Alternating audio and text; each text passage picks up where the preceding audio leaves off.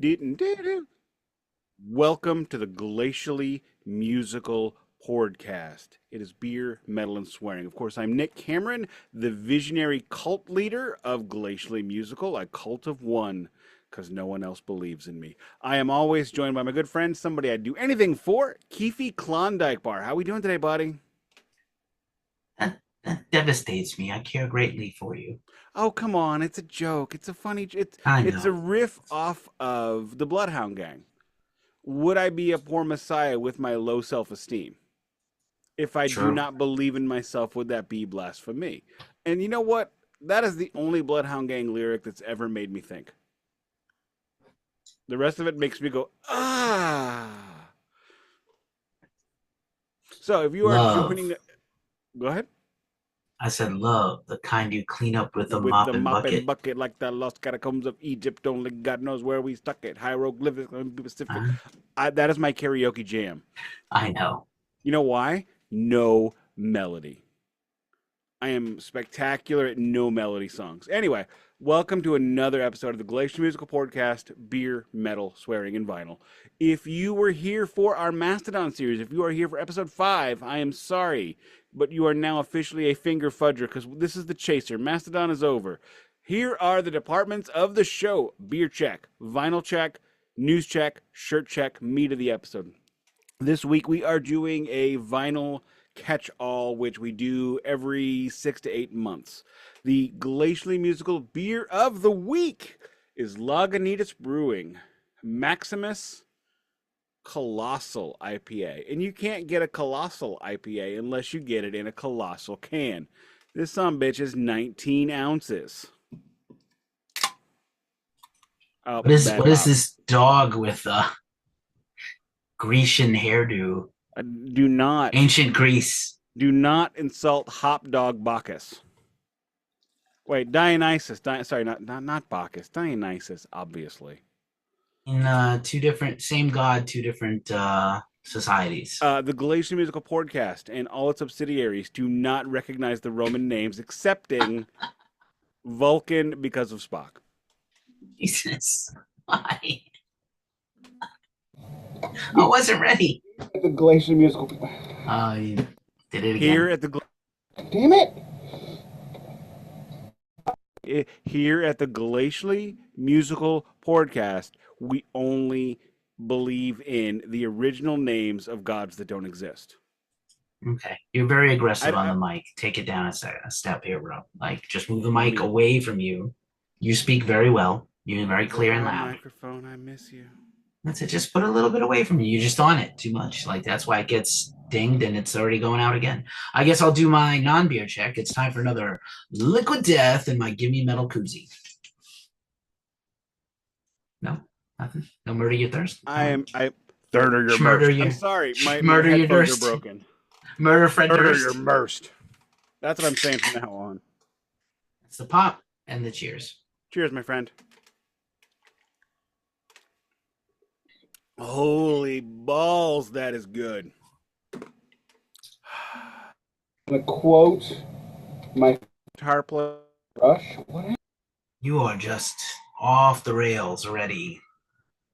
Whatever you're doing, maybe you gotta move your seat back. I don't know. You're just Oh, like hang on. I actually hit the mute button.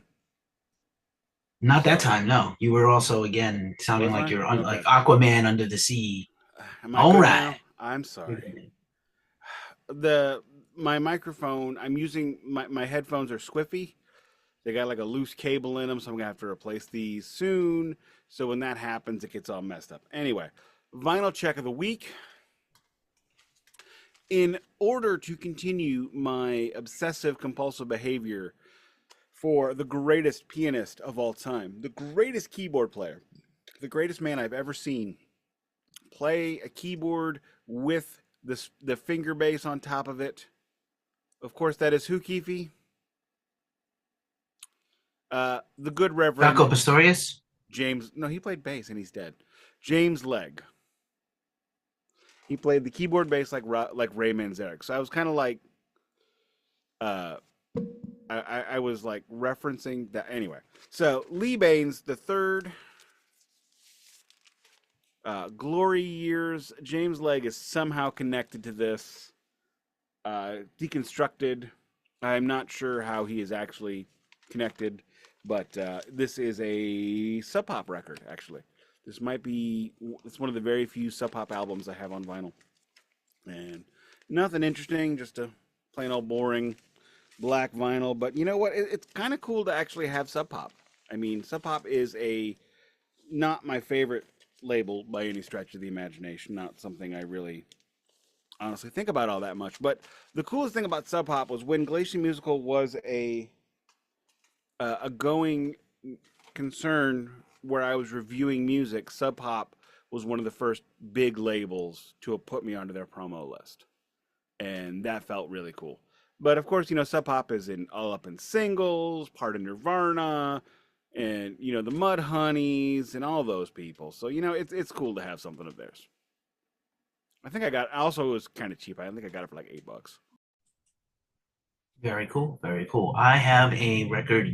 I think this is a running theme lately where I'm checking records you have and have already checked. But I have the excellent album by Obituary here, Dying of Everything, like the best album title of the last 5 years.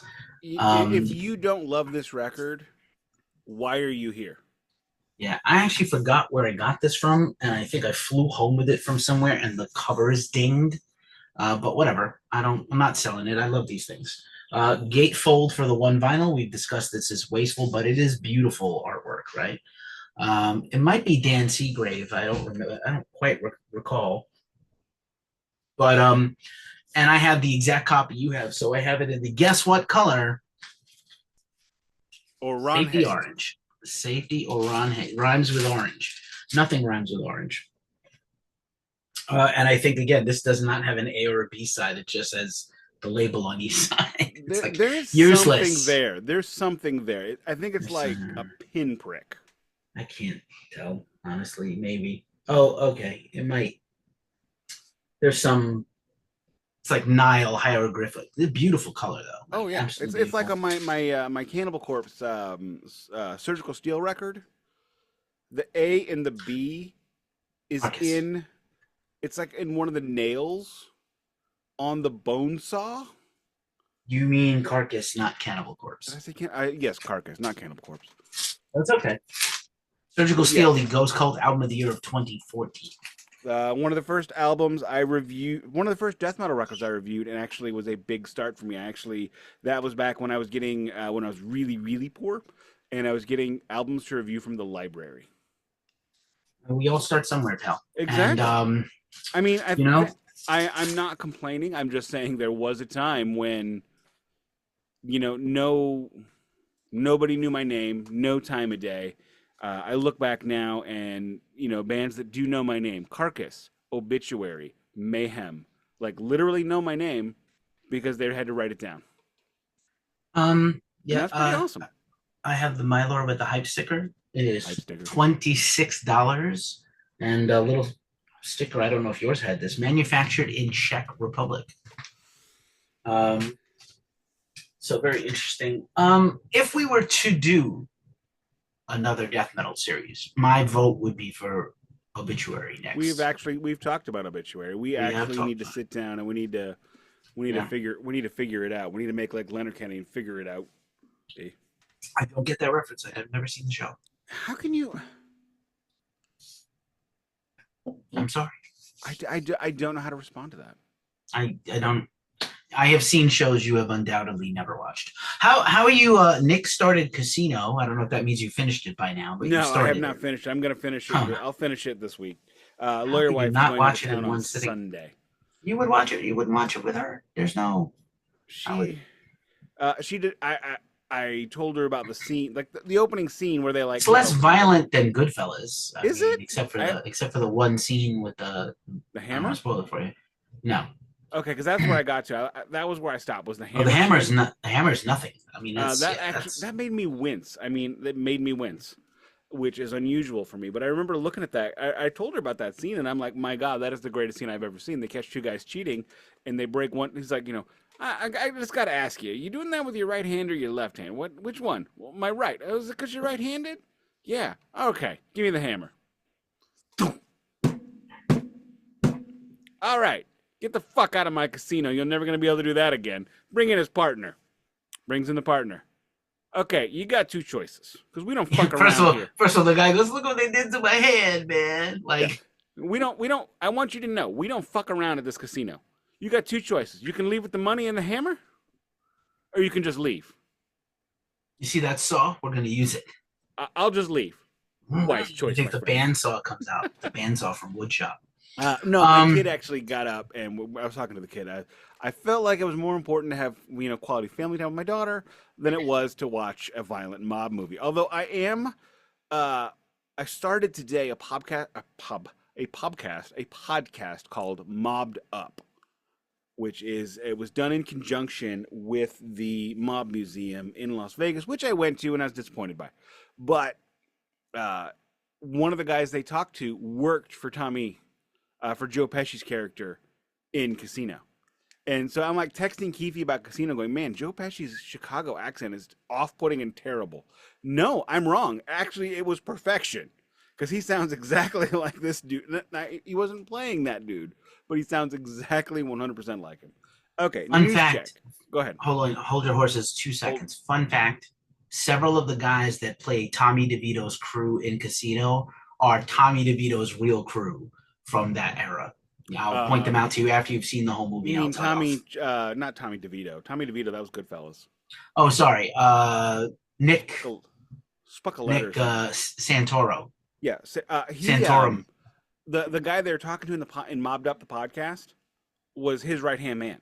Okay, so that guy's in the movie, actually. Frank Marino. Yeah, he's in the movie. He's also played by Frank Vincent, best friend to Joe Pesci in real life, and really? I didn't know owes his entire, also from the Bronx, New York, and owes his entire career to Joe Pesci because they worked together in theater in the Bronx and in the New York City area before Raging Bull, and he got Frank Vincent into Raging Bull as an extra, and that's how. I have not seen Raging Bull in so long. I know Joe Pesci and De Niro were in it, but no, the actual guy is in it too. Yeah. He plays a hitman at the end. Yes, he's in it. He's in it in several scenes. And I will just say, I just finished my rewatch of Sopranos. The ending still sucks. Spoiler alert: the ending of Sopranos completely sucks balls. I hate it. I still hate it. Keefy has fallen to the what's his name?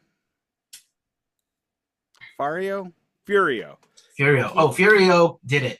Yeah, Keefy's fallen to the Furio. Spoiler alert, Furio did it. I will say I do love the David Chase documentary 2-parter that was recently on HBO. Also, he's a very weird guy. I haven't seen it. He's a strange dude, and he's straight up William Faulkner, and that's what I love about him. He's like, they're like, what does it mean? He's like, whatever. I don't know. Whatever, you tell me. It's right there. Yeah, he's just literally checked out. I don't care. Like, I don't care what you think it means. Actually, he's great. No, you may now continue. Checked out. I think he said, hey, I told you what it means. I don't need to tell you again. I'm dumb and I need it spelled out for me, guy. Fade to Black is a terrible directorial and writing device. Fade to Black is the greatest Metallica ballad they had ever done up to that point. Well, fun fact, my the lead guitarist of my band with Omar cut this, Fahad Syed. A lot of times when you hear Ghost Cult Q music, it's music created either by the band Salted Wounds or Fahad. And Fahad will go on record. He would actually be quite a good guest. He's what I consider the Yoda of guitar. He literally is like, the guitar plays you. You don't play the guitar. He's incredible. He taught me so much about music. Him and a few others. And Fahad will tell you that Fade to Black and its 3 guitar solos are the greatest 3 solos of any song ever in history of metal or rock. And that's hard to argue. I know. I love that song, and the first solo is one of my absolute favorite moments by Kirk Hammett, but not on the record. The live versions when he brings out the 1985 Gibson Custom. Actually, I started teaching my daughter guitar this week. It's not going far, but you know what? I told her if she sticks with it for 6 months, I'll buy her a Fender Telecaster. Because that's what she wants. Now, to be clear, I'm not talking about a Fender Telecaster custom shop made in the USA. I'm talking about the $300 Mexican Fender Telecaster because she's 13. But I also let her play my Gibson Les Paul, after she played her shitty first act, because first act is basically just a toy. I let her play my Gibson Les Paul, and I'm like, do you see the difference? This is what happens when you have a good instrument versus a shit instrument. Practice, and I'll get you a good one. Sorry. I mean, somebody started on everyone starts on a shit instrument. I started on a gremlin, like literally a gremlin, and it was so shitty that when I like strummed chords, the G string would pop out of the saddle and get in bed with the B. That G string was horny for the B. Yikes, big yikes. News check, go. My news check is this past weekend. I saw Soul Asylum being opened up by the Julia Hatfield 3. The Juliana Hatfield 3 I did not require, did not need even a little bit, and I did not enjoy even a little bit. The best part about it was Lawyer Wife was so angry about how loud the bass player was. Like, it's too loud in the mix, it's too loud in the mix. And I'm like, the fact that he was trying to harmonize constantly and he sounded like a cat being punched did not bother you as much as his bass being too loud in the mix. Okay. I did not mention to her that he could not harmonize and was trying, because you know what? I'm just going to let her have that. We had been scheduled years ago to see Juliana Hatfield performing with the Lemonheads. They did a reunion tour opening up for Psychedelic Furs, and unfortunately she had to go home, family emergency, or she was sick or something. But we did not find out she was not appearing until we actually showed up at the pageant. But you know what? Whatever. We were there to see the Psychedelic Furs and St. Louis's own extraordinarily sexy man and guitar player about the world, Richard Fortus, who is in what band? Guns N' Roses. Guns N' Roses, formerly of Pale Divine, formerly known as The Eyes. He was also in a side project with the lead singer of Psychedelic Furs for a minute, but he is like their secret weapon when they're in town. If he's in town, he shows up and plays like half the set with them. Wish he would have played more because it was way better. Anyway, the opening act of the Soul Asylum show was, of course, Soul Asylum. They played about 20 songs. They played 6 from Grave Dancers Union. Of course, we got them all. They played Misery Incorporated on the second track. I was ready to go because it was all downhill for Nick. Lawyer Wife, however, wanted to hear more songs. So we did that. But we did get to hear Black Gold, Runaway Train. It was the second time I had seen Soul Asylum. The first time I saw them, they actually whipped through Runaway Train as though they were being chased by Jason. So this time they actually played it. They drew it out a little bit. It was nice for them to actually, give it the reverence it deserves, because that song, regardless of how you feel about that song, it's a very cool thing, and it's an amazing moment in pop culture, and they really helped a lot of missing kids with that song. Like literally found missing kids on the street. They were being sex trafficked and all that horrible, awful stuff. All in all, Soul Asylum is a great show. I completely recommend it. They have a new album out called Slowly But Surely, and that is what they are touring behind. So they played half of that album, half of Grave Dancers Union, and then sprinkled in other albums that I didn't know existed, because I'm not really following them that closely. But the new album, the Slowly But Surely songs have a little bit of Thin Lizzy harmonizing in them. So apparently Dave Pirner learned that you can also harmonize on the guitar since the last time I saw him. I don't think he had any clue, but now he does. Now if you're looking for Boys Are Back in Town level harmony, okay, that's not that. You're overshooting the mark. But I am definitely going to pick up that record. And I'm going to pick up Grave Dancers Union because they don't have it. And frankly, that's a seminal record that everyone should own. But all in all, fun show. It was at Del Mar Hall, which is a great venue. Small, terrible beer selection. Come on, buddies. You can do better than Incarnation IPA. You can do better. It's your turn to talk. Is that it for you? All right. So really quick concert recaps. I saw Aesthetic Perfection last week, sort of industrial metal band. I was concerned whether the band was actually playing or playing to a track. I could not tell.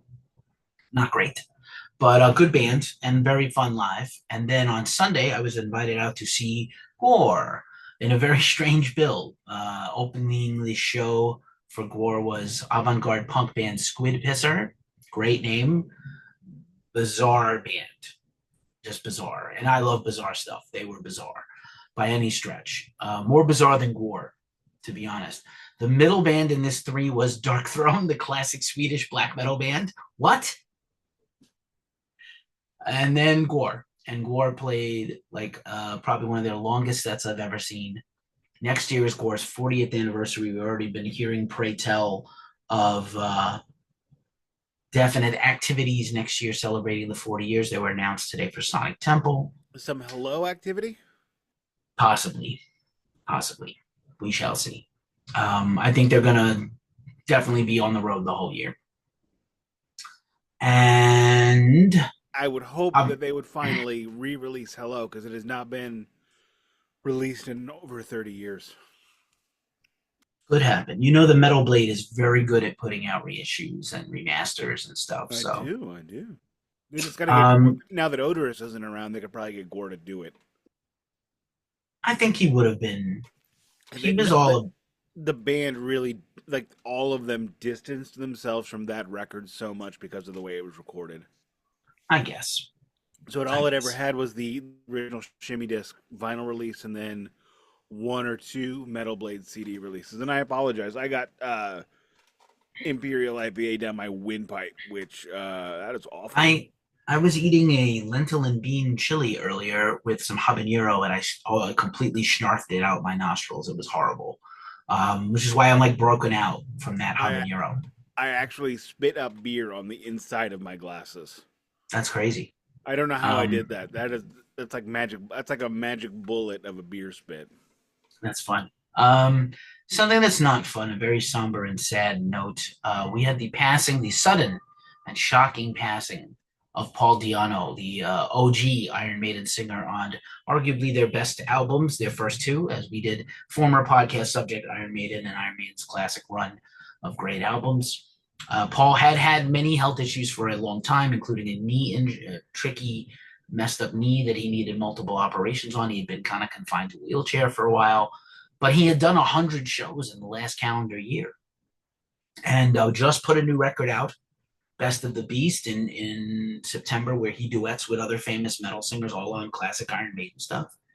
And then he just kind of popped up and died suddenly at home in the UK. We should probably do an episode on that album. That sounds like something that just the new album, yeah, possibly, yeah. I would like to pick it up at some point. It's on vinyl. That could be our next chaser. It could be the label for that. In case people are curious and checking out that album, is Conquest Music in the UK. And very sad. And a lot of people poured out tributes, rightfully so. And weirdly, Paul met Dickinson over the summer. There's always been like talk that there was like some hatred, and Bruce distance. He's like, those records, we love playing those songs, but we don't like those records. Nobody here talks about them. And Paul had said some not nice things about Bruce, very unflattering things. But they met over the summer where they were both on tour at the same venue at the same week.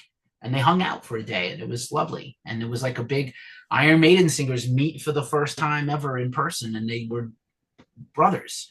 It was really touching. They were, Bruce was kind, and Paul was, humbled, and it was really nice.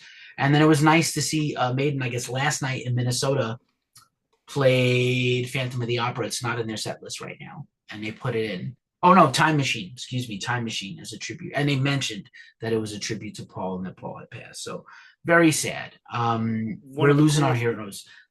One of the coolest things I ever heard Paul Di'Anno say was in the Iron Maiden self-produced documentary, whatever, on the first episode of it, what it got to when Bruce took over, and he said, "I was so angry," and then I heard Bruce sing, and I went, "Oh, I could never do that. That is amazing." And Paul was different than Bruce. Bruce was a level up as a vocalist. Paul was, in terms of that, Paul was a level up in attitude. They were very different personality-wise. Paul would never put on a mask to sing a song. Paul would never or frilly pants. No frilly pants on that Paul Di'Anno. We did in our Maiden series. I just want to harken back to that for a second. Go ahead, harken real quick before you say that, the Iron Maiden series was the second series. It was. I'll link it in Number this 2. description. I'll link the playlist. Audio only. Yes, audio only. We was pre-YouTube for us. We pension like again. So as in my own way of paying tribute, this happened on Monday. I went to karaoke Monday night with a different playlist completely, and instead I did my first song, "Remember Tomorrow" by Iron Maiden. And I'm going to tell you, it's hard to sing. It's really well sung, beautifully made song that Paul co-wrote. And like his singing on those first 2 albums, whatever his limited range was, that he couldn't do these operatic crazy octaves, but he actually was an excellent singer. Like, really doesn't get the credit. Like, oh, Bruce is so level up. They did level up, but like, Paul's not garbage. Like, it's not, just like Neil Turbin wasn't trash. You're just not ready for a working rock band. He wasn't kind of whatever it was with the guys in Anthrax, and Belladonna comes in and he's leagues better. I mean, similar guys actually, but like, no, Paul was an excellent singer and doesn't get enough credit. But it was nice to see everybody pouring one out for Paul and paying tribute to Paul. The thing about Paul was he wasn't. There's a lot of revisionist history, I think. Yes, he was a punkier singer, and he was more Nawabum. He was definitely a straight up Nawabum singer. Steve Harris, much like Joe Elliott says later, doesn't want to be stuck in a spot. He wants to get out. And Steve Harris, if you look back, especially at those early days of Iron Maiden, he was cold, man. It was his band. He's the coach. He's the general manager. If you don't fit, you get kicked. If you came to him and said, "I'm not sure about where we're going from here, what's happening," you're fired. And that's how Paul got in the band. Singer's like, "I don't know," and then Steve is like, "You're fired." And then then Paul shows up. When we went back on that series and we listened to those Iron Maiden records again, it was the first time I had listened to Iron Maiden and Killers in decades. And I was amazed at how much better Paul came across. That's what I mean about the revisionist history.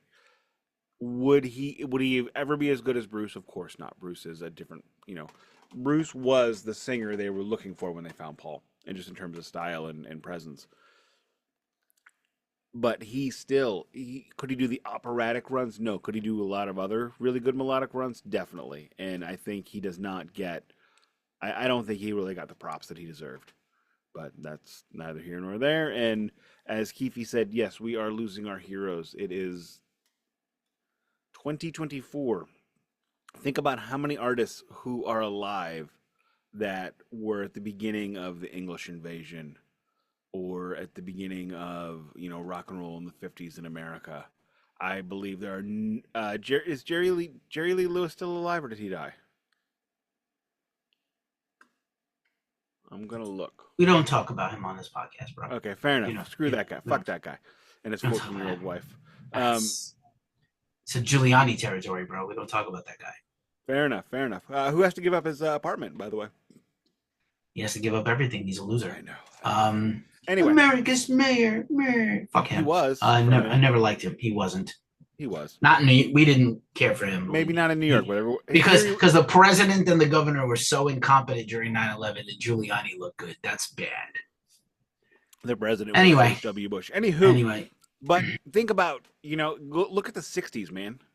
We have 2 doors left. And have you seen Robbie lately? He looks fine for a 95-year-old man, which is about what he is. Just, as we have said many times, we'll probably say for a long time, we are all fans of aging musicians. And if you have the opportunity to go see one of them, if you've never seen one, I know our mutual friend Gareth saw Robbie Krieger about 6 months ago, and it was the first time he had ever seen Robbie Krieger. And I'm really happy that he did. So that's just what I mean. We're reaching the end of the line for a lot of these people. David Gilmour, previous podcast subject, David Gilmour, he's 80 now. He's now in America doing a few dates. Unfortunately, nothing in flyover country. But if he were here, I would sell a kidney to go. Because I know it's the last time. Yeah, I know. I would really like to get down to Hollywood, but it's just probably not going to happen right now. So if you have the opportunity to see that's why my family went and spent all the money we did to go see the Rolling Stones this year. Yeah, they're not Because coming back. no, I I'm can't see surprised it. this even happened. Yeah, there's a lot of bands right now. There's a lot of bands right now that I'm just shocked they're even able to tour. But, um, yeah, Paul Diano, pour one out for him. Cheers, Paul. Thank you for everything. Thank you. And we sadly we were going to try to interview him either Omar or I in September for that new album, and we didn't get to. So it's gonna stay with me that we missed that chance to talk to him. On the plus side, baby, Ozzy Osbourne is in the Rock and Roll Hall of Fame. The Rock and Roll Hall of Fame held their induction ceremony last Saturday as we record this, and Ozzy was in. I watched it. You can rewatch it on Disney Plus if you have Disney Plus. It's pretty interesting what they did. Um, I'll just focus on the Ozzy section for a second. He was inducted by Jack Black, who gave a historically inaccurate but impassioned speech. The Osbournes did not invent reality television, but they certainly helped perfect it. There were definitely reality TV shows going back to the 80s, Cops, The Real World on MTV, 1992 is The Real World. Like, Survivor, right, is the mid 90s. Like, there's a lot of reality television before the Osbournes, but it's true. Ozzy was a trailblazer in a lot of ways. I think he was the first celebrity reality show. That's probably true. Nick is now well. I mean, the Real World cast became celebrities after, right? But this was the first time we got to see the real life of our real life celebrities of really well off celebrities, like, and they became astronomically like I think they were like the first season of the Osbournes, they were like kind of pretend rich, like a bit rich, like well off, not wealthy, and then they made so much money from MTV that first year because they had production credits and rights to the ownership of the reruns and stuff. Much more lucrative than music, let me tell you. And I'm thrilled that Ozzy, a guy who came from abject poverty and nothing and made no money. Black Sabbath made no money most of the 70s and no money. 80s. Nothing. Even their residuals were probably low because of the deals that the band signed with Sharon's father. But Ozzy gets inducted by Jack, and people like they did a really lovely video, the video flip of Ozzy's career, which was really nice. And then Ozzy comes out. He is seated in a all matte black throne festooned with skulls with a giant bat headpiece. And Ozzy is in a cane and seated. You never see him standing. He didn't stand. He didn't get up. He didn't walk. I think they wheeled him out on that throne. He looked frail as fuck. He looked so old, older than he is at 74. He looked like 94. He looked so weak. And I felt so bad for him. I have no hope that he can ever perform again. I know how sad that is. That makes me sad personally. I sincerely hope that I die before Ozzy Osbourne. I don't want to live through his death. I cannot take it. I couldn't do Lemmy. I barely survived Dimebag's murder. I'm not going to make it if something happens to Ozzy while I'm alive. I really hope I make it like another 5 years. Ozzy makes it 10, and I'll be fine. But sorry to be morbid. But he looked really, really weak. I don't know if anyone else out there has seen it. Drop a comment. Let me know if you feel I'm wrong in that assessment. He looked really frail. He could barely talk. But he did give a speech. He stopped dyeing his hair years ago. And I felt like that was the sign. When he stopped caring about that, I felt I just think he's old. End of the road. I just think like he's aged so much in the last couple of years. Like I saw him 6 years ago perform, and he was pretty solid even then. I haven't seen him since 01. Yeah, 01. Okay. Yeah, I saw him a lot. I'm not like Keefy. I don't see bands multiple times like he does. That's just how I roll. Yeah, that's fine. So anyway, then there's the performances. Ozzy does not perform. Ozzy's band, or at least the band that has been on the last two albums, partially, producer, guitarist Andrew Watt and drummer Chad Smith of the Red Hot Chili Peppers, played along with Robert Trujillo of Metallica, former Ozzy full-time bassist about 20 years ago. If I can ask, are we sure it was Chad Smith and not Will Ferrell? It is absolutely Chad Smith because Will Ferrell can't actually play drums. He just looks Okay, cool. fair He enough. just looks. They just look alike. And Chad is such a crazy. I know he loves playing this stuff, but he's such a crazy overplayer. And I was like, damn, Randy Castillo is dead. I wish he could have like. They should have got somebody that's a little more of a like a. I mean, Brad Wilk, somebody with a little more finesse. Because Wow, we're Chad is just such a getting real morbid today. Chad is such a Cro-Magnon beater on the drums. I love the guy, but like anyway. Um, so there's You three mean performances. Cro-Magnon? What did I say? Cro-Magnon. Yeah, Cro-Magnum, which is a new thing. I think I'm that's like thinking of a what I would say is that the ice Cro-Magnum cream? is. No, I would say Cro-Magnum is a very backwards dude with a giant unit A who needs condom. the Magnum condom. Oh. Omar cut this anyway. So Very responsible. his unit arrives like 5 minutes before him. Anyway, so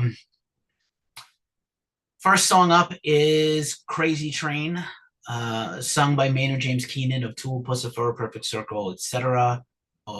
Nick, not a fan, I'm but making faces. Maynard gave an interview right before this where he not talked about Tool a little bit, but he also said, like, I'm completely out of my depth with this. Ozzy's range is inhuman, and I don't feel comfortable singing this song. And then it showed. He struggled a little bit to hit the notes, but he did it his way. He didn't like shy from it. Guy's a professional. Wolfgang Van Halen did the solo of Crazy Train, note for note, absolute perfect.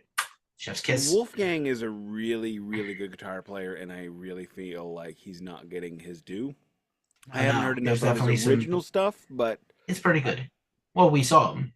Well, we yeah, that sort of was saw pretty him. good. We saw half of Yeah, it, like half. we saw more, at least half of it. I think there's a Getting into that inherent. Metallica show was a bitch. It was It really was a slow. bitch. There's an inherent bias against Wolfie, about his There's talent. always an And if he's inherent a bias nepo against. baby. Yes, but the nepo baby inherent bias is the worst in music. Yeah, for sure.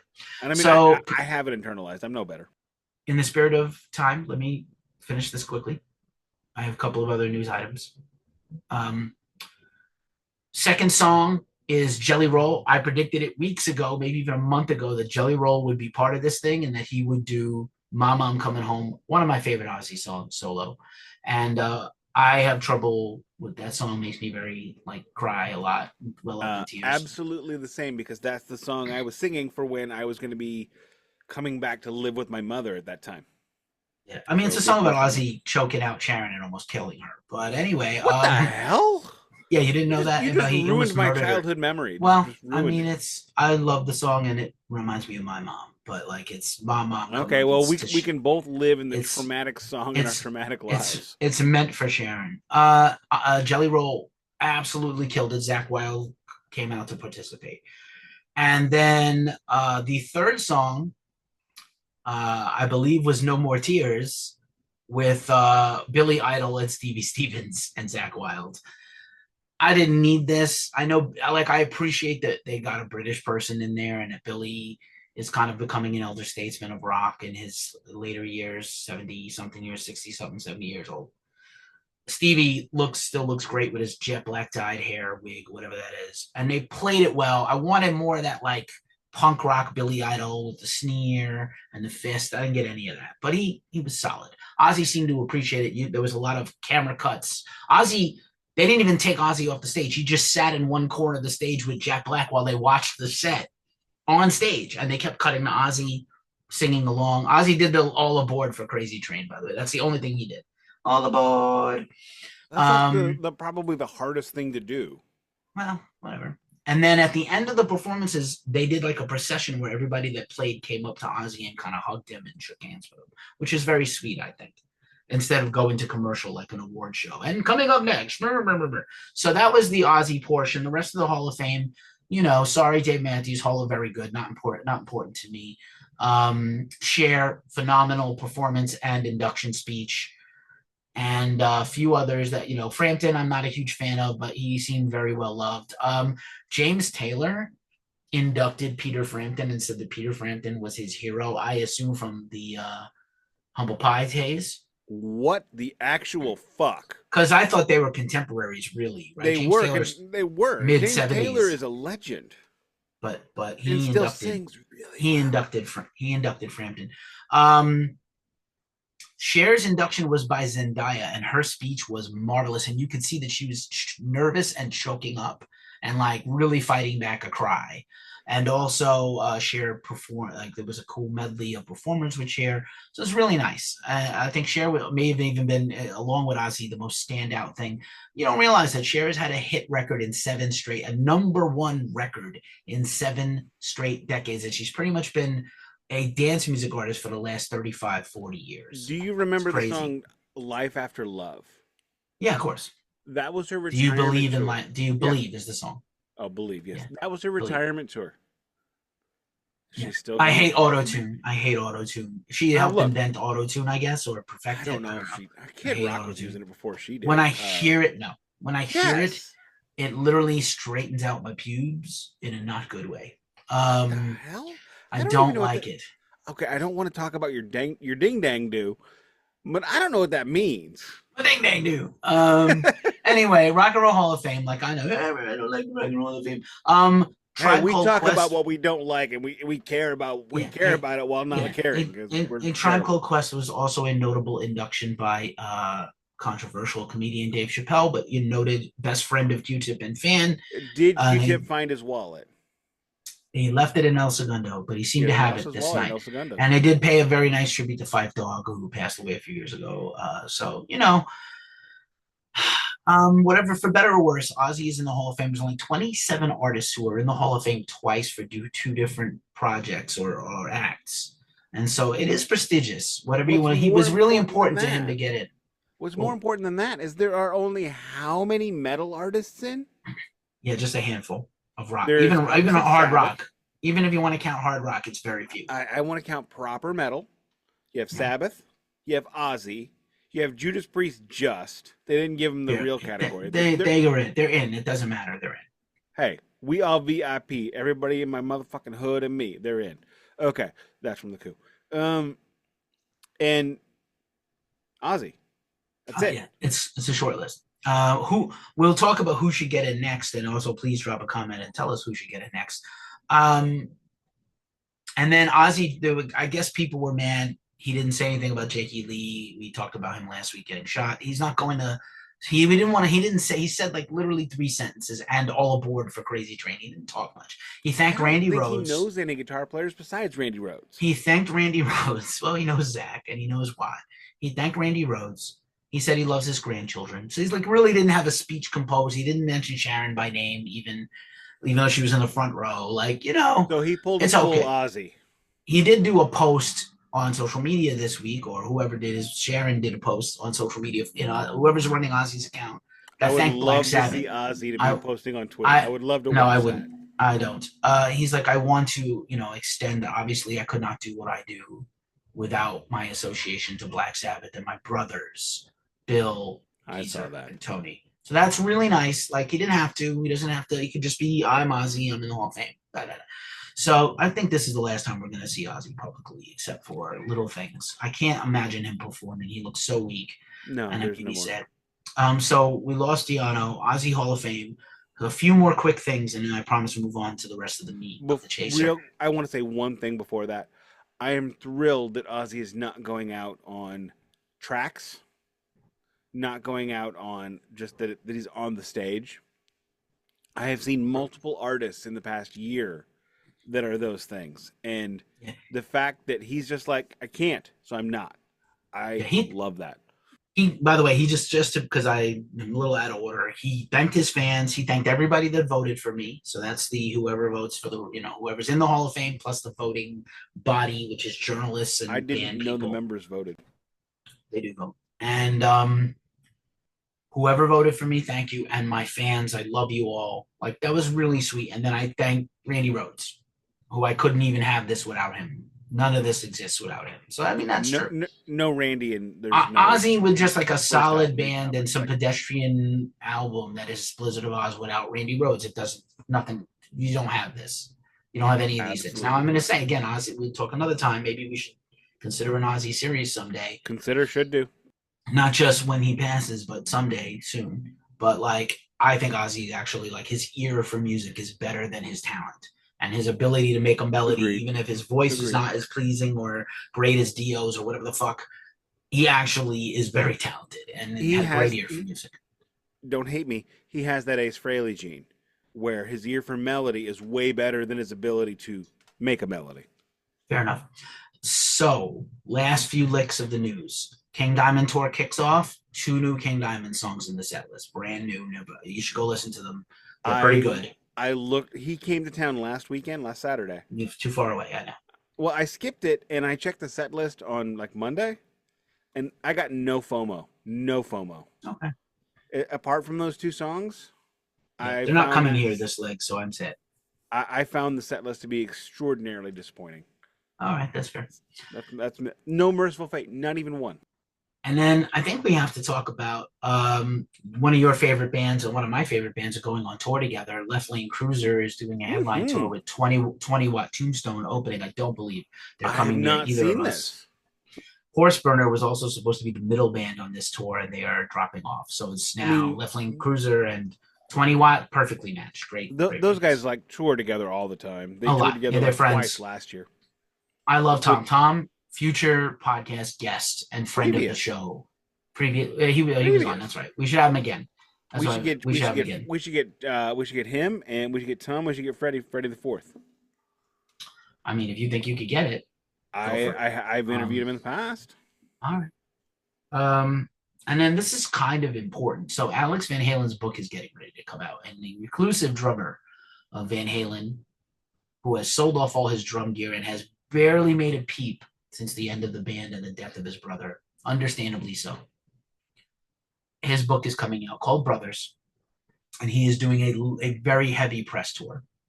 I did raise up a paw to try to get the book. I doubt I would get a Van Halen interview. We're not big enough. But the stuff that is coming out in these interviews is wild.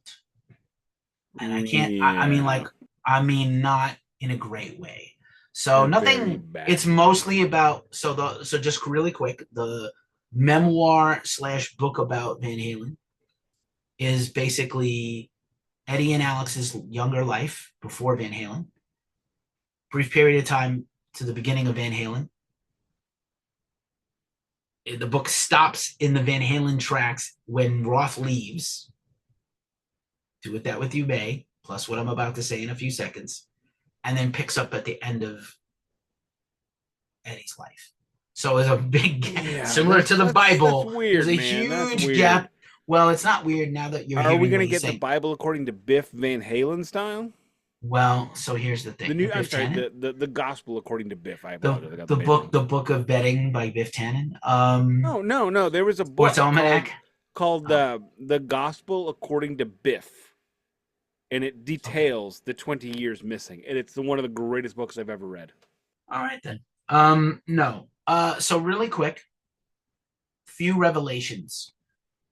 Alex Van Halen does not look kindly on the years that involve Samuel Hagar.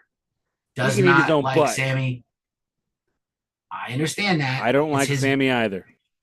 I like Sammy neither. It's his, but it's Alex's band. So like this is very interesting coming from a Van Halen who is alive, that he does not like Sammy. He did not really reflect well on those out. Is like did not enjoy those albums. We were lesser of a band. The best music is with Dave. The first 5 albums, the first 6 albums with Dave. Dave leaves, fuck him. But also, like, we should have just stopped the band, maybe. I'm like, wow, that is a revelation. That is a wild revelation. I will read the book. The one thing I saw about him, what he said was, the reason why I did not join Sammy is they are not honoring the music. That's the next guess. So he is said, motherfucker. First of all, he's like, I wouldn't anyway because my brother's gone. And I don't want to do this. And I sold off all my gear. And physically, he is a wreck. Like I saw him at a signing, and he looks skeletal. Like he doesn't look well. He's very beat up physically from 50 years of drumming. And so, which you could understand, he's one of the best to ever do it, right? And it's not even an argument. He's incredible. I always thought that like Van Halen's music, we should do a Van Halen run again at some point. Like I feel like the Van Halen, like let's make the simplest, dumbed down music, so we can shine as musicians, and like whoever's singing can fun over the lip. Like it's not like Rush They could play like No, what Rush and they Zeppelin took play, but they, they didn't they try. made Kiss music with the Better, musicality of Rush. Yeah, that's exactly right. Perfect. No notes. Also, the tribute concert to Eddie could have happened, or tribute tour to Eddie could have happened, and they had talked to Brian and Roger of Queen to see how they do it with Freddie, and David was like, absolutely no. And at that point, that's when David was like, that was the last straw for me and that guy, and he kaiba. I would have done it. We would have got an army of guitar players, and then we were going to have a break in the middle of the show for Eruption and let Eddie on the camera and the screen, just like Freddie or Dio, and let, watch video and pipe in a great version of Eruption to just have Eddie have his minute when you go off the stage. And that's how, and David Lee Roth said, no, absolutely not. No, never.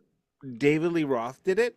Or David Lee Roth is the person that screwed screwed the pooch. Because he didn't want to have a break in the show to pay tribute to Eddie, when the whole show is about Eddie, and he was like, the whole show's about Eddie. Why do we have to have one more? We should have had a Freddie Mercury style concert for him. We still should. We but anyway, could. We don't need David Lee Roth. David Lee Roth can't even sing anymore. I am angry at Alex saying they weren't honoring the songs. You went to the show. You saw the show. And in his opinion, he doesn't like Sammy, right? And now acknowledge I don't like Sammy. He doesn't like Sammy. He doesn't like the Sammy era. And he felt like whatever they were doing was not enough of a tribute to Eddie. And I said that also. Okay, like it's really a tribute to Sammy. He said the music. He didn't say Eddie. However, 100,000% agree he was not reverent enough to the fact that Eddie's no longer here. Because 100%. He's a conceited tool. He is a dick. Sammy Hagar is a conceited dickweed. You're not going to convince me. And he's a ginger, so we know he has no soul. My family is like whole fucking ginger, right? You know that, right? Sorry. You've met my ginger kid. I was born a ginger. I'm part ginger right now. I'm sorry, buddy. You haven't met him, but I have a ginger brother-in-law. I had a ginger 88% of British people believe gingers don't have a soul. But they also believe in souls and angels. Yeah, have you had English food? It's terrible. Once. It's not good. Why did they even colonize all those countries if they weren't going to bring back flavor? Beans on toast is pretty good, but is it? The rest. It's not bad. If you have the right Jack Osbourne. All right, I met Jack Osbourne. He's real. That's nice. One of the few references to that show I can make. That's not about burritos. Is that a Gonzaga hat? No, it is a Gateway Grizzlies hat. I have no idea what that is. All right. Well, that's because you've never been to baseball in St. Louis. I guess not. Maybe when next time. And they're not in St. Louis. They're next to it. All right. Hockey season is here. Rangers are undefeated. Blues have lost at least one game. The Blues are having a great season, showing how they are not going to make the playoffs. I mean, they're 4-2-1. No, I mean that's no, they are not. They are 4-3. It's not so terrible. It's about the average. You got to let me talk. You're not my wife. You don't get to talk over me. They are 4-3. They're feasting on the shit and getting fed their own shit by the quality. So the problem, the Blues' problem is they just don't have they don't have the top end horses. They don't have a player that can put the game on their back. They're trying to grow them, and that's what I appreciate about them, but they don't have it. And on top of that, our best player is now out 6-8. Broke his ankle last night, Robert Thomas. So, oh no. Yes, Robert Thomas. 80. He was the leading point scorer last year. He's got 6 points so far this year in 7 games, and he's out for a minute. And the biggest problem the Blues have right now, in my humble opinion, is that the coach is more coaching for his job than he should be, because they gave him he was the interim coach last year. They gave him a 2-year, and he's not letting. The thing is we are still in a retool. We are not prepared to compete yet. We're prepared to compete for the last wild card spot. And that's all anybody's asking for. And he's like mixing we've had like 48 line combinations already. 48 different lines in 2 weeks. That number is not good. That is shocking. So Rangers off to a hot start, but it's early, and hockey season's very long, longer than any other sport. I think physically hardest to play. football season, NFL football season over for me as a Giants fan. They are talking about making a major trade and benching Daniel Jones and maybe trading for Matt Stafford. If I could give you my condolences that the Mets are I out of am not a playoffs. Mets fan. You continue to say Mets to me online and in person and over Messenger. I am a Yankees fan. We are starting the World Series on Friday. You just stole my thunder. The That's Mets? fine. You're gonna talk the rest of this episode anyway. I'm barely gonna talk. But Yankees. I'm sorry, you talk. I predict the Yankees will beat the Dodgers in 6 games. 6 games? Gonna Really? Yeah, it's gonna go 6 because the Dodgers are incredibly deep and stacked. The Yankees are just surging at they're not a good man. Like Dodgers are definitely a better team, but the Yankees are surging right now. So like I'm hoping that being the hot team. Do you think there's any chance of Shohei pitching? No, absolutely not. He cannot pitch until next year. His arm is shut down. He's not even tossing. He's not even trying to throw pitches. Is he He's throwing from the outfield. Is he? I think he'll absolutely DH in the series. They have a great bench. Like they have no short. I saw the Yankees here in San Francisco beat the Giants in May, where they kept booing Judge because he's from here. He's from Sacramento, and they kept booing him, and he hit 3 home runs, monster shots. It was great. Fuck Sacramento. Oakland A's Steelers. Whatever. It's nothing to do with them. Don't blame Sacramento. And don't blame Oakland. They tried to keep the team. The team's greedy pieces of shit. And then I saw the Dodgers in June when I went to LA, and I saw my first game ever at Chavez Ravine. It was wonderful. They killed the Texas Rangers. They were garbage, and he just wiped the floor with them. They beat them like 13-4 or something. It was embarrassing. It wasn't even that close. It was like a complete blowout. And I left in the 7th inning when the Dodgers were up by 9. I was like, they're not coming back. I can leave and try to get out of here. It was hard. It's hard to get out of there without a car. If we could do a 5 minutes on sports, here's the question I heard on my local sports talk radio station recently. What is the biggest route you have ever personally witnessed live? I was at the Monday. So I grew up with Giants season tickets. You know, I'm from New York City, right? And I grew up with Giants football tickets. I really thought you were from Connecticut. Yeah, I mean, spent a lot of time there. Okay, Vinny. So I grew up with Giants season tickets. Was like the only luxury we had in our otherwise poverty-filled life. And I can't even imagine what unspeakable acts my father did to get those tickets and keep them so long in the family. And I didn't give them up until I relocated to Boston. Did you know I lived in Boston? You did. Mm-hmm. And I was at the infamous, I've been to many, but I was at the infamous Monday night football game where the first play of the game, Dallas versus the Giants, to open the football season, they hand the ball to Emmitt Smith and he just goes for a 60-something yard touchdown run. And that game was never in question. It was like absolute, complete, total, might have been like 28-0 or 35-7. It was a complete and total dismantling of our team. And I've been to many. I mean, I grew up watching the Giants when they were horrible. My first game ever was against the Houston Oilers, and Earl Campbell ran for like 200 yards on our actually decent defense in 1980. Just for the record, bring back the Houston Oilers. I agree. Texans are going to be good one day, though. They got a great quarterback. That kid is incredible. Stroud. I wouldn't know. He'll win a Super Bowl someday. So anyway, a lot of news there to cover, more than we normally do. Hang on, if I could answer my own question, the greatest route I ever saw was the first hockey game I ever attended. The year was 1991. It was Game 5, Red Wings and Blues. Now this is 1991. What was hockey more of in 1991? If you don't know, defensive. Violent. Oh, that's true. Yeah, of course. So there were still guys without helmets.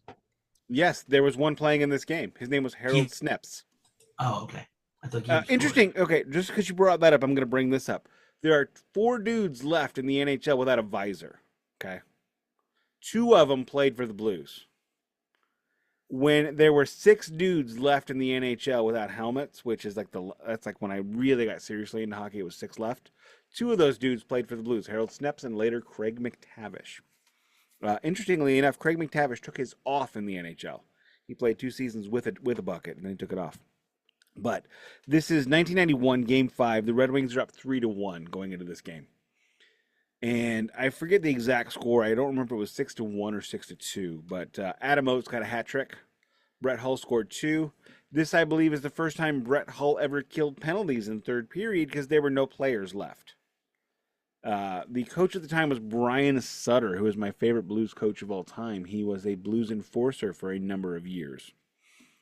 So at the end of the third period, there were 8 players on each bench, which tells you half the teams got kicked out of the game. So the Blues beat the crap out of them out on the scoreboard, and then beat them on the ice, and then beat them into the ice, which is a double loss. That's a double route. That's when the Blues still had Darren Kimball, Kelly Chase. I mean, the Blues were a stacked, tough team back then. Not like now. I hear you, buddy. I'm sorry about your guy getting hurt. That's a killer. You know Giants what? lost their. I saw Giant. replay happened last night, and I looked at the lawyer wife, and I went, "That's bad. That's bad." Are you still going to go to a game, or are you still like going to watch the team all year? We haven't gone to a game this year. I mean, Allie and I met in a time when Blues popularity was at an all-time low. It was in 2006. In 2005, 2006, the Blues had their first and only so far number 1 overall pick, which they chose Eric Johnson, not Jordan Taves, not Taves, not Stahl, not Kessel, Eric Johnson. And we met a couple of years after that, and our third date was a Blues game. Cam Jansen, local St. Louis, got into 2 fights that game, which was a great day. And no, we always watched the Blues. Last year was the first year in our time together we didn't go to anything. I don't know if we will or not this year. It all depends upon how it wrangles out.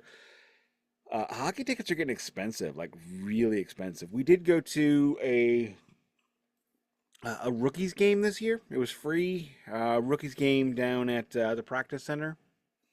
And that was a lot of fun. There were 4 fights and like 8 goals. So, I mean, exactly what you want out of hockey. A lot of fights, a lot of saves, a lot of goals. But no, we will follow it regardless because it's fun. After the Blues game was over, we spent another 90 minutes outside. I said, all right, the Blues are over. We're going to watch good hockey now. Here's Colorado. Here's Edmonton. But yes, we'll keep watching no matter what because it's I do have part of our lives. All right, that's fair. I do have, I mean, like I love football and baseball the most. I do love hockey. I have an affinity. My father. Sports with goals and goalies are the best. I was hoping to play. My father had hoped, just like my mother had hoped I would be a dancer. My father had hoped I would learn to skate and be a goalie. Neither of these things happened. Probably for the best. Well, I did grow up with a lot of street. 6'6", so. A lot of street hockey. Damn it, Dominic Hasek, that's your fault. He was slinky. He wasn't tall. Oh, I thought he was like a spider monkey. Anyway, so yeah, he was there was an old remember the MasterCard commercials? Such and such cost $5, $8, whatever, priceless. There was a Dominic Hasek one. It was like Trapper, $250, leg pads, $1,200, having a slinky for a spine. Priceless. And that was Dominic Hasek. He had a slinky for that dude, I don't think he had any bones. I think he had a whole body of cartilage. I've never seen anybody that could twist himself up like that. It was creepy and disgusting. Donald, I said it. Hasek is disgusting. Fair enough. I have no skin in this game for that team. Sharks are in my backyard. I've only been to San Jose for concerts and hardcore shows. How long does it take you to get down there? About 90? About 90 on the BART? Like an hour. Not if I took the BART, like an hour and a half. But if I assume at some point I'll drive with a friend to go. Okay. I'd like to go at some point. I don't know if the Rangers are coming here. I know they just lost to the Blues. Everybody goes everywhere.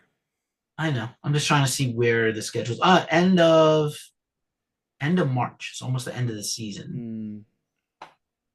We decided, since we found out the Las Vegas arena is right next to the Excalibur, we decided we were going to go down to see a Blues game at some point. Nice. Blues and Knights game right there. Yeah, Blues and Knights. Knights are one of the best teams in hockey. All right. We've talked a lot about sports. Anyway, moving on. On our wheelhouse. Before we do the shirt check, I we have to plug once away. The giveaway is Giveaway. We have about 10 days left for you to win, or 8 days or 9 days left for you to win Nick's 2 vinyl bundles curated by Nick from his collection. These are Like not garbage literally, records. they're These are over records there. you would find in a store and buy. And there are going to be 2 records that are in the next series. It's pretty crazy. Let's not give it all away. Don't give it all away at all. But next series starts next week. We do Foreigner with our guest host Don De Lemont of Southeast of Heaven fame, the blog. Don De Lemont. That is not accurate. I know. It'd be fun if he showed up in a suit. Who's the Saturday night? This night in hockey or something. Who's that guy? What the hell? Oh, Don Cherry. He got fired for racism. I know, but like he used to dress. He did a lot of racism. It'd be fun if Don showed up in like a flamboyant 3-piece suit with a crazy loud Hopefully, tie. it is a Winnipeg Blue Bombers suit. He might be a hockey fan. You don't know. He's from the Blue Bombers are not hockey; they are foosball, sir. Anyway, I think that pretty much covers all the stuff. How can people enter the giveaway? How do they enter the? They need to subscribe to this channel. So chances are, if you're watching this, you are not a regular everydayer, although we do love you. And chances are there are commissars in town. You don't turn around. There are commissars in town. Watch out for that son bitch. Listen. Sign up. Subscribe. You got to stay subscribed. You got to subscribe and stay subscribed. Anybody subscribe between now and November 1st, especially, and we're trying to get to that magical 100 number. We're 17 away. Please sub. It helps us achieve our goals. And you could win a bunch of vinyl, which is cool. We literally ask you for nothing but a click. That's true. All right. Shirt check time. Shirt check. I am rocking Lady Doris. Ooh, is that a puss head? That's a good one. That's a good one. And I am wearing my Casket Robbery Coven of Souls group shirt, which I love. And I'm wearing my Mini Mart hat from across the street from the Sunset Strip there, the Roxy and the... Okay, I love that you're wearing a gas station hat. That makes my minor league hat look like an idiot. No, it's cool. No, it really does. I mean, the fact that you have a gas station hat is great. I mean, it's like a famous series of gas stations in LA that like everybody goes to it's like going to the Packy in Boston. Like I got to go to the Packy to get a pack of Stogs and a $5 bottle of Ripple. And then in LA it's this. So, all right. And I picked I picked the Dayglow green because I have, I want to just shock people with the color. Nick, take it away. The meat of the episode. You want to shock the people like Tupac and Kiss in 1996? Let's shock the people. Shock the world and shock the monkey.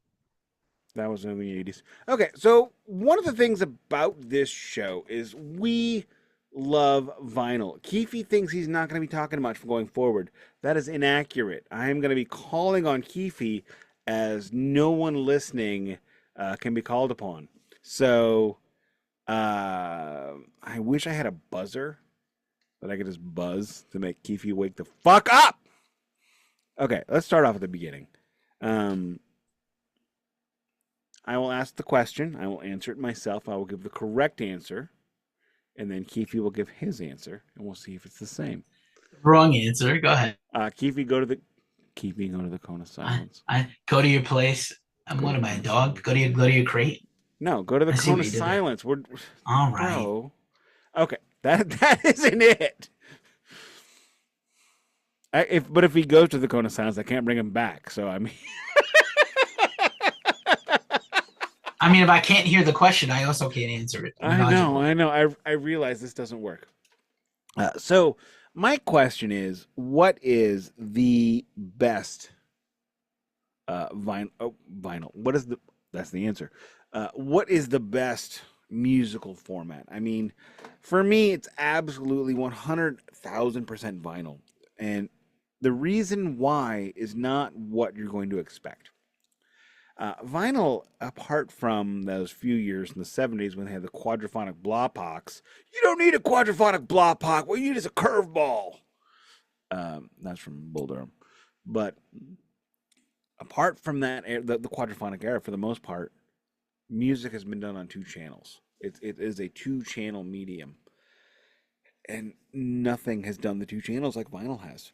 On top of that, if you are listening to a two-channel wonderful stereo through quality speakers, Keefy has seen my speakers. However, his eardrums have been poked by ice picks basically over the past 40 years, so he really can't hear how amazing it was. But we'll ask him, how did my vinyl setup sound?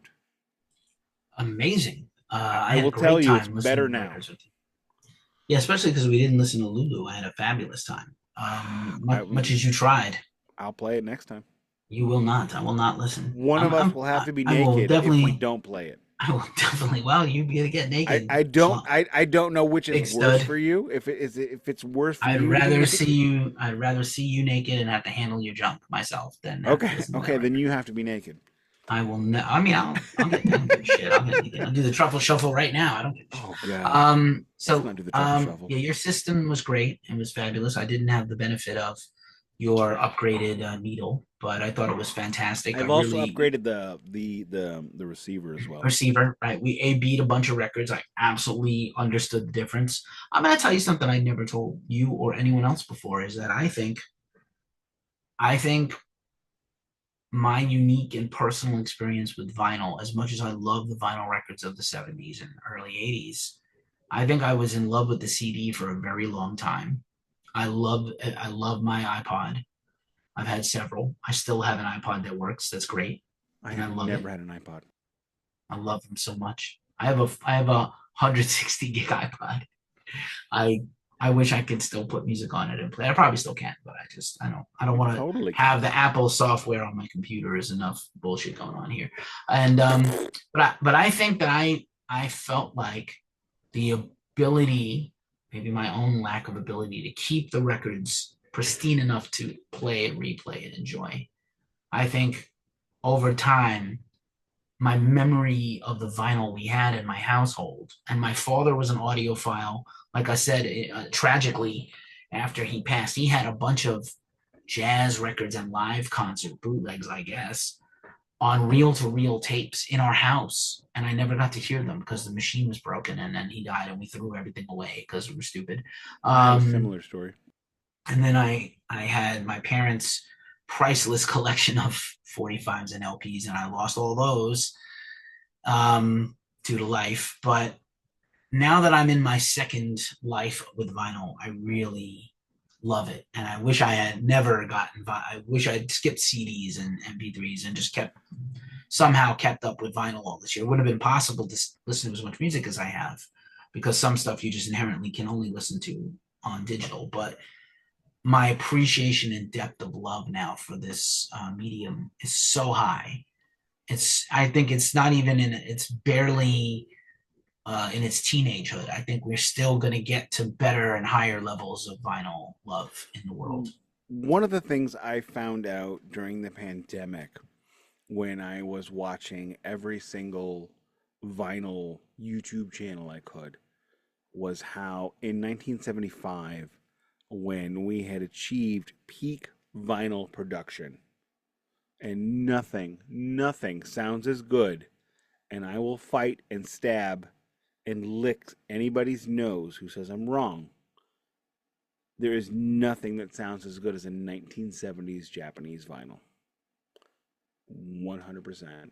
The next time you are here, you and I will listen to Kiss Creatures of the Night, followed by, I don't know, some of the damn Pink Floyd shit I got. I feel like we listened to one Japanese vinyl and you were like, listen to the difference. I feel like it was Dark Side of the Moon.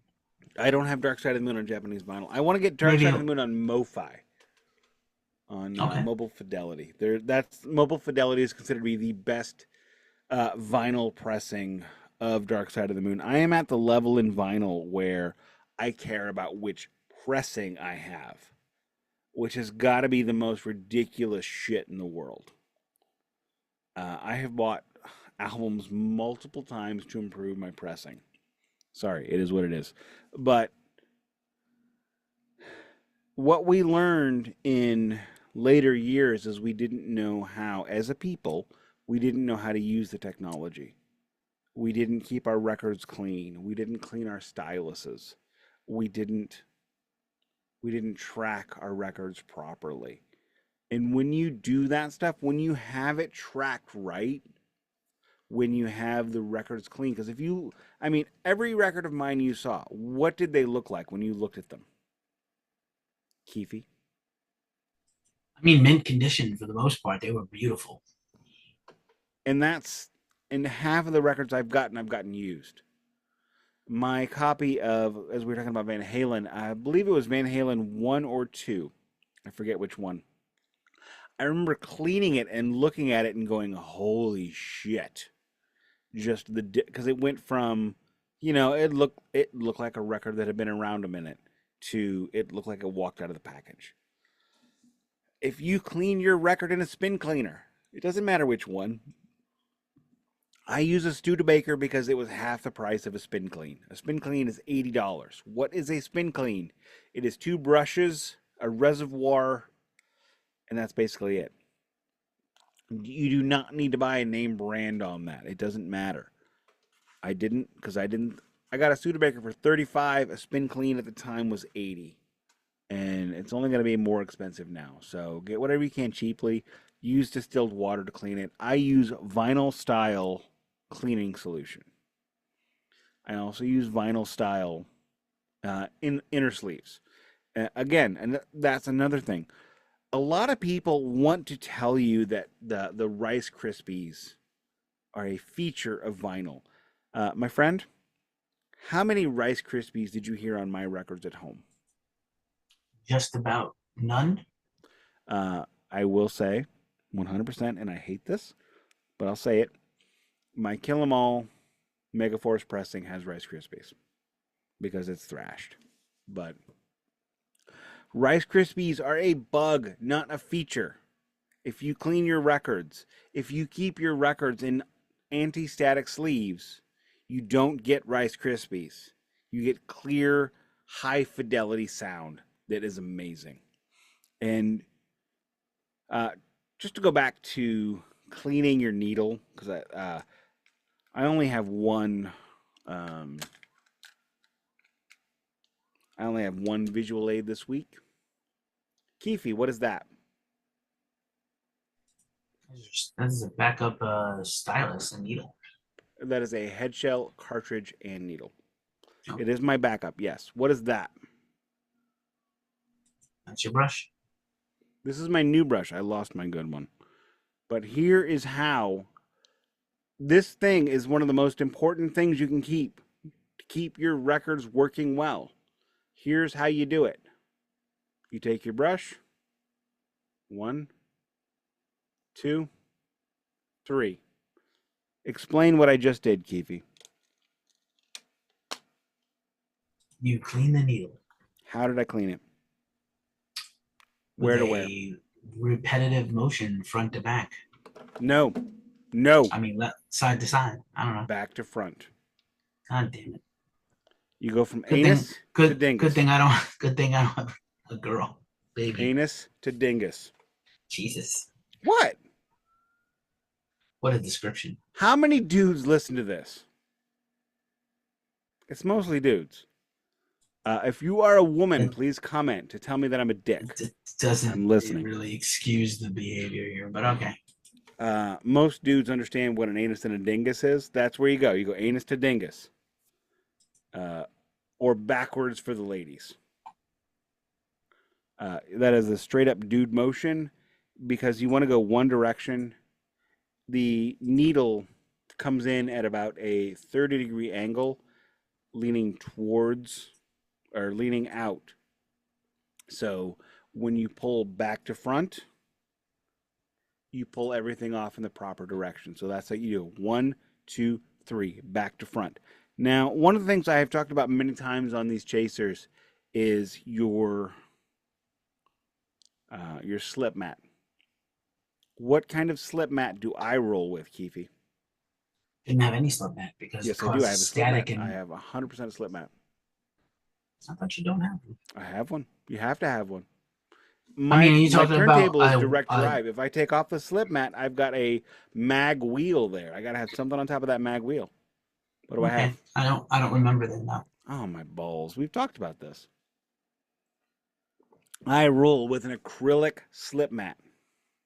It is about 3/8 of an inch thick. The Does it still highest, qualify as a slip mat if it's an acrylic disc on top of the thing, it's still a on slip top of the mat. carriage? I It's still a don't think slip so. mat. No. Hmm. Okay, I could put on my felt slip mat. I could put on the rubber ones. It's still a slip mat. The greatest turntables in the world use an acrylic. I don't know what you would call it because they're like 3 to 6 inches tall. I wouldn't call that a slip mat. But one of the great, especially if you're listening to this podcast, you love metal, right? Am I right? We all love metal here. And when I put on the acrylic slip mat, the best part about it is very much anti-static, and static is the mind killer of the vinyl experience. 100%. Vinyl or static kills everything. I remember during the pandemic listening to my Pink Floyd records. For some reason, the Pink Floyd records re-releases of Pink Floyd albums have the worst static. My copy of Pulse, which I listen to goddamn near every day because it became my new wall, so much static. The acrylic slip mats have way less static, so much less. So I cannot recommend it enough. And on top of that, it adds a punchiness to the sound. So if you're listening to metal, what does metal have that needs to be really well heard, Keefy? What part of metal? Guitars. What? It's the guitars. No, it's not. No, it's not. Every metal song you hear the guitars really, really well because guitar players like me have small penis envy. Try again. What now? I have no idea. The double bass. I wish you got to stop asking these obtuse questions to me, man. I have no They're idea not what you're obtuse. talking about. Okay. So when you have the acrylic slip mat, it creates a punchier sound. So the double bass sound comes out cleaner and comes out thicker and more wonderful. These are like the if you're only going to do one upgrade to your system, the acrylic slip mat is number one. 100% number. Do you have one? I never asked you. Do you have one? Oh, balls. I can't convince Keefy. Who can I convince? I think Anywho, my turntable is limited by like the hardware it came with. So you I could think it still. has an acrylic disc on it Okay, that well, I there you go. chose specifically because it was custom. But Well, like if I it's got can't that already, you don't need the slip mat. do much with it. Yeah, never. Okay, fair enough. The acrylic top, I mean, it just really will do so much for your sound. And then cleaning your records will do so much for your sound.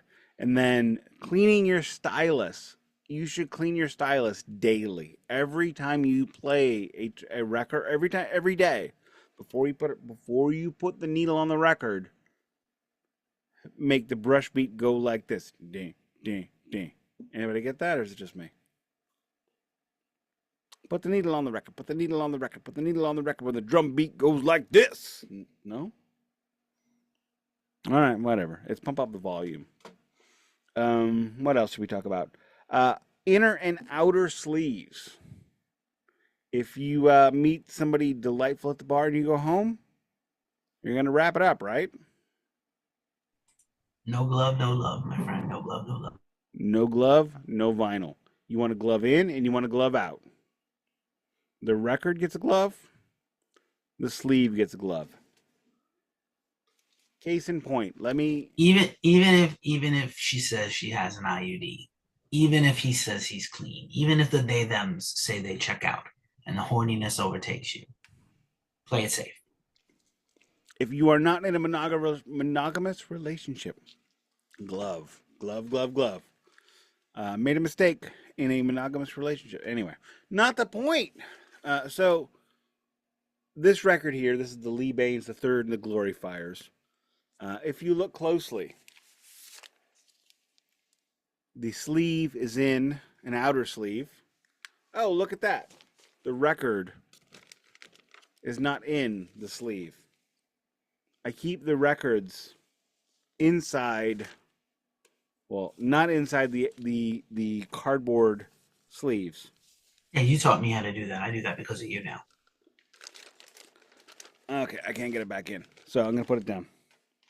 That's what he said. You Here's a don't real quick, and then go ahead. You take the record out of the inner sleeve, out of the cardboard sleeve, and put it into your acrylic outer sleeve because it doesn't matter. What it does is it keeps your outer sleeve from getting ring wear. It keeps it in better condition.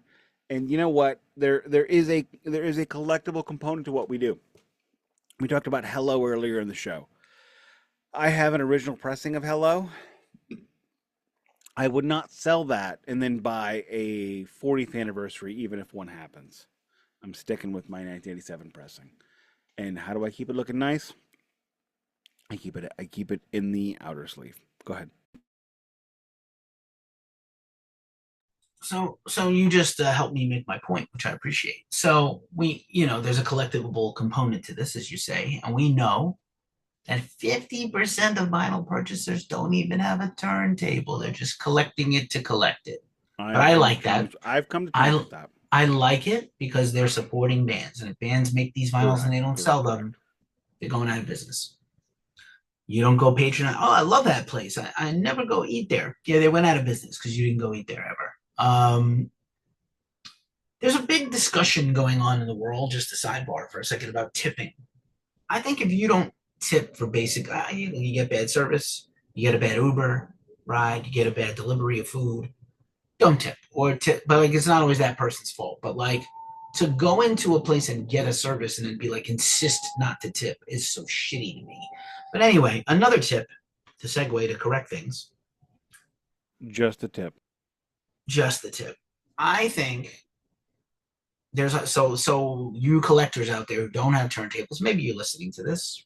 Maybe you just enjoy rock and metal and you've been listening to this. Me and Nick jaw at each other every week for an hour and a half. It's not just vinyl.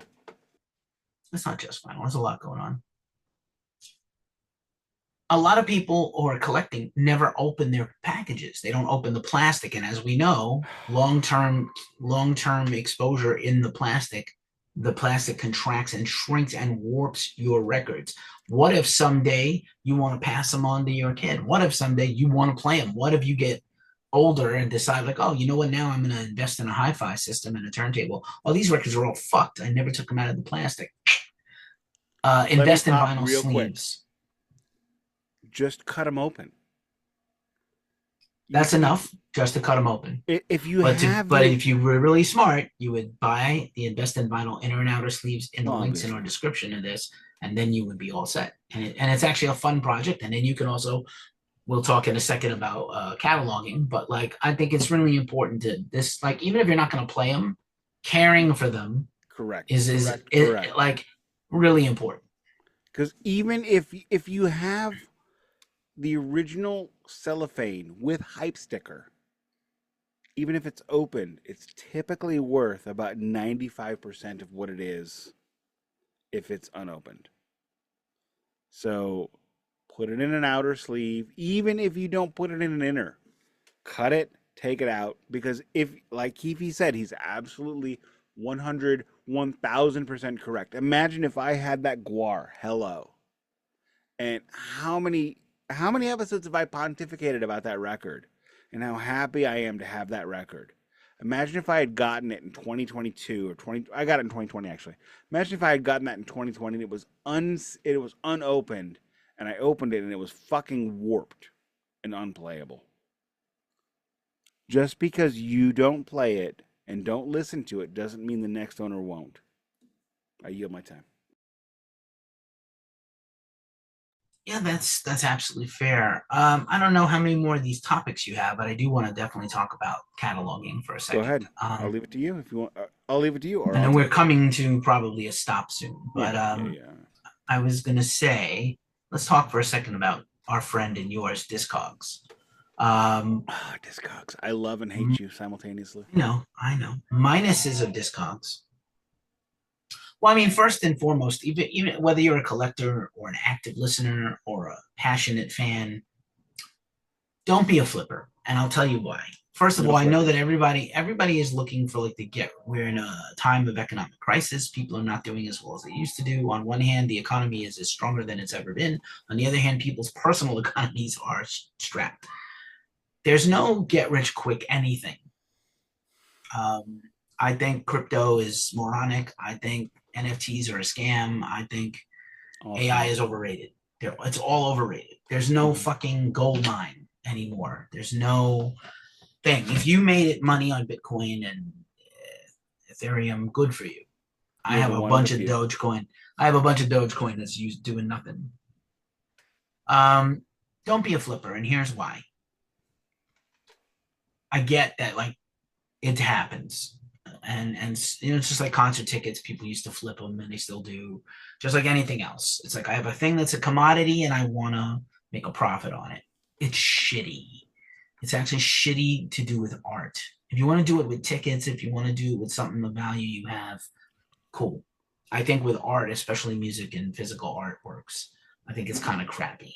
I wouldn't do it. Just don't do it. If you're gonna buy to keep it, and if you're gonna not play it, cut it open. Go buy again the Invest in Vinyl at the links in our description and help us out and help yourself out. For the record, I do sell vinyl from like every year. I'll put some stuff up. It's just the stuff that I bought this. Somebody else is gonna like it more. I don't try to. And then I've got like 40 records for sale right now. You know, just the stuff that if I sell it, I'm not gonna miss it. Yeah, Nick has a good system. He, I guess, has a ceiling that he's agreed to with his lawyer wife and child. This is how many records. This is the max. Room, but every now and again I gotta pull stuff out. This is the max I will ever have, and when I get it close to that number, I'm gonna whittle down the collection, get rid of non-essential things, and make room for new things. Basically, every summer is when I start pulling. Yeah, that's fair. So, I did sell Fraley's Comet second sighting. Good. Because you know what? That album is fucking terrible. Yeah, well, most of Ace's stuff is terrible. Most of his stuff is horrendous. Come on. Bring me the boy, so he may bring my pearls, so I may clutch them. Anyway. Discogs, right? Full of flippers, but generally speaking, it is a pretty great system. One major weakness, they don't have an app. Similar to Setlist FM. Setlist FM, I love you. Make a fucking app. An app, not an app version of your website, an actual fucking app that works. That will like link my account to the online website.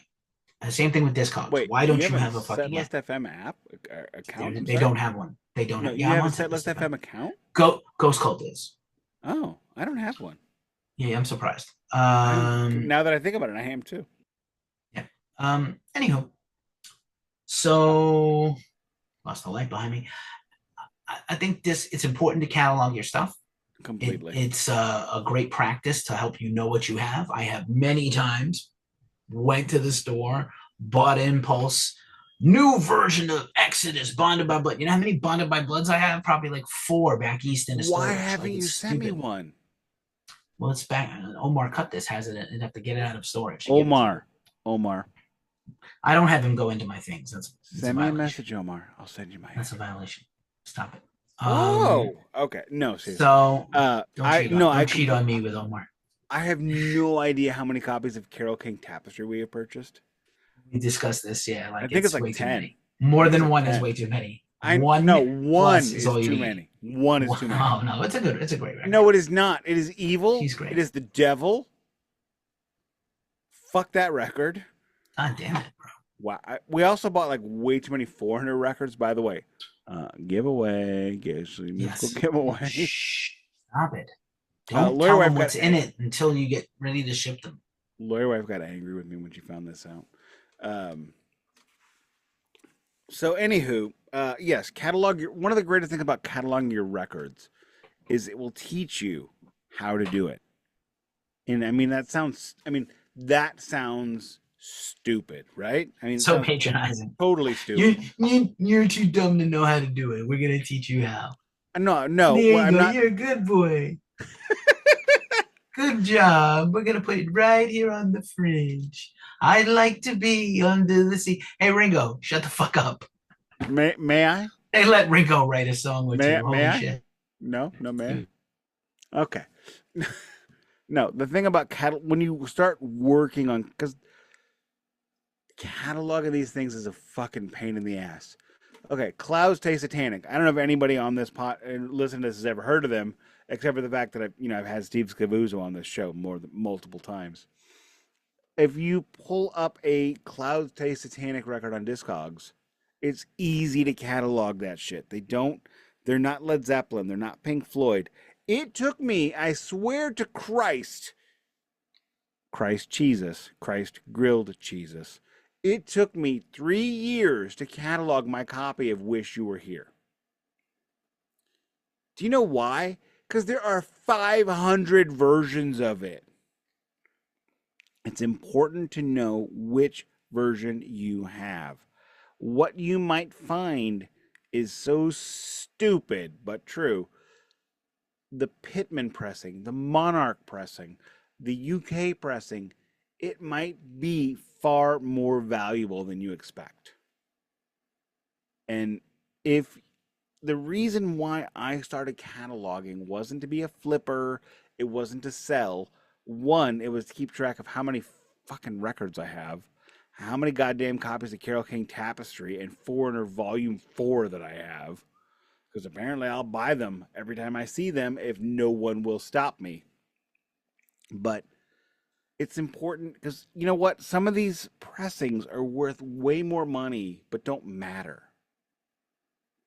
Does that make sense? Somewhat, yeah. I mean, I don't care so much about what matters. I care more about my personal enjoyment of things. Correct. But That's exactly correct. let's If look I at have it a this pressing way. of a record, not my Metallica Megaforce, that's different. But if I have like some rando Iron Maiden pressing that's worth $1,000 or whatever, and there is a different pressing from the same era, I'm gonna sell that one and buy the other one because I don't care. I would say there's an education factor to using Discogs and to just cataloging your stuff. If you have your own system and you don't want to use Discogs, that's fine too. It's not like Venmo where like it's your you have to make sure your thing is set to private or everybody sees your transaction history. I think it's cool. That is and I so think weird on Venmo, by the way. it's super weird. I think it's a millennial thing for sure. It's made me or Gen Alpha. It's made me a smarter and better record collector to be able to go into Discogs and find my version and not find my version and how to. I actually Nick was like, you list your stuff is in mint condition and where and when you bought it and how much you spent on it. Sometimes because I'd use it here. I actually use it here. I use the information. I'm not just putting information. Like I think it's helping me. I think it's helping me as a collector for sure. And should the time come again when I'm more financially sound and I'm voraciously buying stuff again, it's going to really pay off. But I don't have anything else to add. I don't know if you had another point to make or another topic, but I'm good. I guess because again, my battery runs out at about an hour 40 minutes. It just runs I hear out. you. Let me just make one last vinyl point. And I have to pee really bad. I gotta pee so bad. I've had so much beer. My daughter, and she challenges me to mention her weekly on both of my podcasts. My daughter is 13. She is the light of my life, and she has vinyl. Think about that for a second. My 13-year-old daughter has vinyl. I don't know that she can put the words together, although she is exceedingly brilliant. And also, finger fudgers, I need every one of you, when you listen to this, to cross your left hand, cross your fingers on your left hand right now. Give me 10 seconds.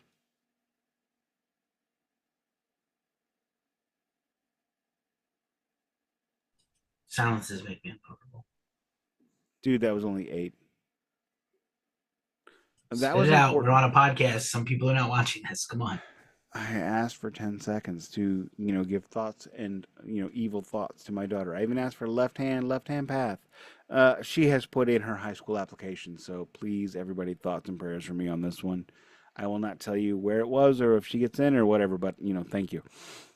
But my daughter loves to go to the record store. She loves to get vinyl.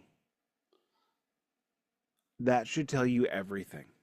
My Gen Z daughter would rather listen to music on vinyl than anything else. Maybe it's just owning the record. Maybe it's the large cover art. I don't know. But I do know that that's my preference. And I do know that every time we do one of these episodes, I'm going to do everything I can for you to understand why we think it's better and what you can do to improve the process. Is it easier than listening to a CD? No. Is it easier than Spotify? No. But you know what else isn't easier? Finding the right human being to couple with.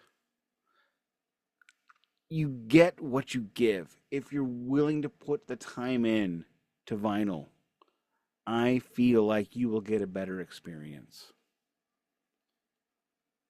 And that is why I will hype records in vinyl forever. I feel like I get a better experience because I give more to it. And that's all I got. Anything else? You know, I don't have anything else. This is a fun episode. It was a good chaser. We've had 2 chasers since episode the 200 chaser. So this is our second chaser since episode 200. Next series next week. Giveaway still going. 200 something now. Giveaway still on. Please subscribe and enter the giveaway. We're gonna give it away to someone. I just want to get that 100, like subscribe like a motherfucker. The 100 helps us. It actually opens up some stats for us, and it helps us use the knowledge and information better. And then, like Nick said, in case you weren't listening a while back when we started this thing, we will likely do a 200. We will likely do a 300. We will likely continue to give away vinyl. Maybe I'll give away some of my vinyl. I have some stuff I'd like to also pare down and give away too. I have an extraordinarily expensive record that if no one buys, I will give away at 500. I mean, I have that's a while. It's a ways from now. I know. I have a 3-digit valuated record. Okay. Leaving it at that. Here's a random question. Just last thing. What is the number one thing? I like to just ask this of you every quarter or every year. What is the number one thing on your wish list right now you don't have and you wish you did? I don't know if I have not said this every time, but I should. Motley Crue self-titled English version. Wow. There are only 2 pressings of this record, English and South Korean. Because it is a 90s record, it is overlong. It's about 60 minutes. The UK pressing is 2 discs. The South Korean pressing is 1 disc, and that's it. I was going to buy it. I was going to buy it when we sold our old house. And lawyer wife looked at me and she's like, "Are you really going to spend that much money?" And I said, "Yes, I am." And then I went, "Wow, that's a lot of money." And then I'm going to worry, did I get ripped off? So I'm hoping, since Motley Crue is sold, perhaps somebody will re-release this damn thing. But that's what I want. That is my number one. That's my number one holy grail right now. Because I've got... let me mention it one more time in this episode because I'm a dick. I have Metallica Megaforce, Kill 'Em All. I have GWAR, Hello. I've got a lot of really cool records that are hard to find, and that's my next one. That's the one I really, really want. It's like $500. And when we sold the house, when we paid off all of our debts, I had the money, but I was just like, ugh. You know what I mean? Yeah. All right. I don't know whose turn it is. Is it your turn? Take us home. My turn. Keefy, thank you. Yep. I said my turn. Bye. Said yeah. Thank you. Bye. Keefy, thank you every week for joining me. Thank you every week for legitimizing all of this ridiculous crap that I spew out. Our finger fudgers that join us weekly, whether you join us on YouTube, whether you join us on your podcast, the fact that you're here, the fact that there are 1,000 million billion podcasts is humbling, and it is wonderful that you're here. And I appreciate that every day. I appreciate the messages I get from you. I appreciate the comments we get in these episodes. Thank you for joining us. Hopefully you have subscribed because you're here anyway. Subscribe. Let me give you a couple of records. If you don't know how to work them, we'll do a Zoom call and I'll teach you how to make the damn things work wonderful. They're all clean. They're all like lined up. It's fine. They're in the inners and the outers. It's you don't got to do In the anything. black circle. Okay, Euronymous. Moving on. This has been the Glacially Musical Podcast. It does not blame Peoria.